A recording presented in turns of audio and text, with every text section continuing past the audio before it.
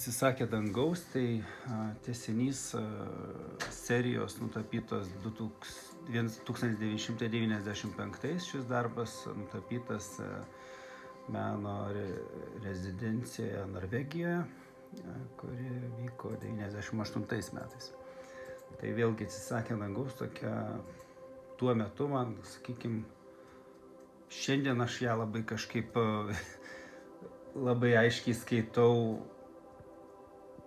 pasaulinių įvykių kontekste, nes tuo metu tai tarsi viskas buvo kurta tokia kaip ir taikos situacijoje ir, sakykime, jauno menininko, baigusio tik dailės akademiją ar bebaigiančio, tai, sakykime, to gal tokio tiesmuko kažkokio tragizmo pasaulyje ir nevyko, nepriklausomybę jau buvom atgavę, bet čia galbūt tokia,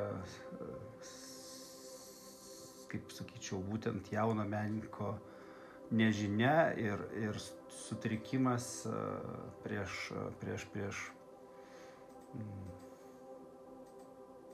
susidariant su realijom arba įsivaizduojant jų susidarimą su jomis. Tai šiek tiek tai yra apie daugumą tų paveikslų. Šiame taip pat dominuoja dvi figūros, kurios tarsi sukniubusios, viena kitą liečiančios ar globojančios, apkabinusios, bet aplinkui vyksta ir potėpiais ir siužetų drama, mėtosi koja viena, iškyšo galva, nežinau, ar stebėtojo, ar tiesiog begulinti tokiam liuliuojančiam vandeningam, skystam peizaže ar terpėje.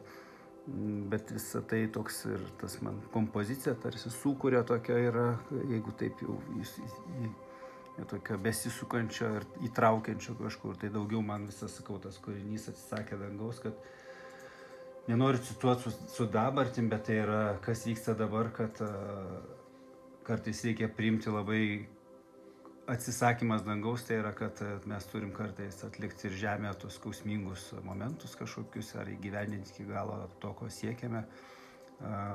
Ir nebūtinai rinktis, kaip sako, tą romantišką kelionę į tą geresnę pusę. Tai gal taip.